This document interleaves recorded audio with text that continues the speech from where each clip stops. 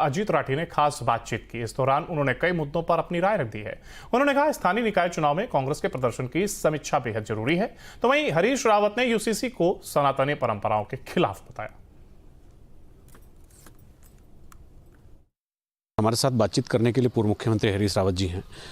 आपने काफ़ी अवलोकन किया होगा। यूनिफॉर्म सिविल कोड सरकार की एक दावा है कि एक बड़ी उपलब्धि है। प्रधानमंत्री जी भी कहते हैं, अमित शाह जी भी कहते हैं, मुख्यमंत्री भी कहते हैं। आपका क्या दृष्टिकोण है? मुझे तो बड़ा दुख हुआ कि आप देवताओं द्वारा अवतरित गंगा से और हमारे देवताओं द्वारा निर्धारित महाकुंभ से यूसीसी की तुलना कर रहे हैं, एक राजनीतिक प्रयास की तुलना कर रहे हैं। एक साधारण कुछ मानवों द्वारा निर्मित कानून जिसके विषय में जो है पहले से मतभेद हैं, उनसे अरे गंगा और कुंभ की सर्वस्वीकार्यता है। आप यूसीसी की तुलना सनातन की परंपराओं से कर रहे हैं। और सबसे बड़ी बात यह है, जो यूसीसी है वो उत्तराखंड के इथोज पर, हमारी संस्कृति पर हमला करता है। कैसे? जो लिव इन रिलेशनशिप है वो परिवार नाम की संस्था को नष्ट कर देगा। और उसके जरिए आपने ये लव जिहाद को उसको जो है लीगलाइज वो कर दिया, लीगल दे दिया है। क्या करना चाहते हैं आप? क्या कहना चाहते हैं आप? कुछ उसके खतरे समझे भी गए हैं।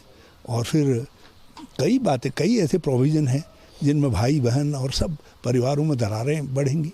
अभी 18 तारीख से सत्र शुरू होने जा रहा है विधानसभा का, और सत्र इस बार भी देहरादून ही है। तो कह रहे हैं कि वहाँ काम चल रहा है। कभी विधायकों को ठंड लगने लगती है, उसमें आपके विधायक भी शामिल होते हैं, इनको ठंड लगती है। और इस बार काम बता रहे हैं, तो गैरसैंण का अब तात्पर्य क्या रहा? सबसे बड़ी बात यह है, तुमने ग्रीष्मकालीन राजधानी घोषित किया है, घोषित ही नहीं किया है, तुम बोर्ड उसको एग्जीक्यूट करते हो, कहते हो। तो ग्रीष्मकालीन राजधानी में ग्रीष्मकालीन सत्र नहीं होगा तो फिर कहाँ होगा? बताए ना, क्यों नहीं? एक बात।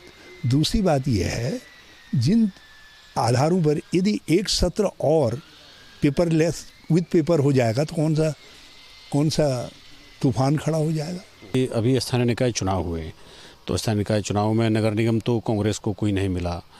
बड़ी संख्या में भाजपा का दावा है कि वो जीत गए हैं। तो जो ये नगर निगमों की जो हार है, आपको क्या लगता है इनकी कोई पार्टी के लेवल पर समीक्षा होनी चाहिए? देखिए, हमको एक बार अध्योपरांत हमारे हारने का कारण ये नहीं है कि हमारे उम्मीदवार ठीक नहीं थे। बहुत सारे उम्मीदवार बड़े पॉजिटिव, बड़े प्रॉमिसिंग उम्मीदवार थे, बहुत अच्छे, और कई लोग बहुत अच्छा लाए। लेकिन जो संगठनात्मक बैकअप है वो नहीं मिल पाया।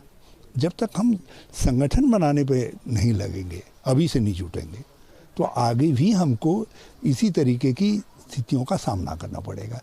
आपको अपनी बात कम्युनिकेट करने के लिए और लाने के लिए पोलिंग बूथ तक वोटर को, तो वहाँ उतना तो कार्यकर्ता चाहिए ना।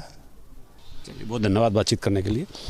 2-3 बड़े महत्वपूर्ण मुद्दे थे। हरीश रावत जी ने हमसे बात की और अपने सुझाव भी दिए, और उनके मन में क्या है वो बात भी कही है। संगठन को मजबूती बनाने पर आज भी उनका उतना ही जोर है जितना पहले था। अपने सहयोगी कैमरामैन सोनी कुमार के साथ न्यूज़ स्टेट के लिए देहरादून से अजीत सिंह राठी।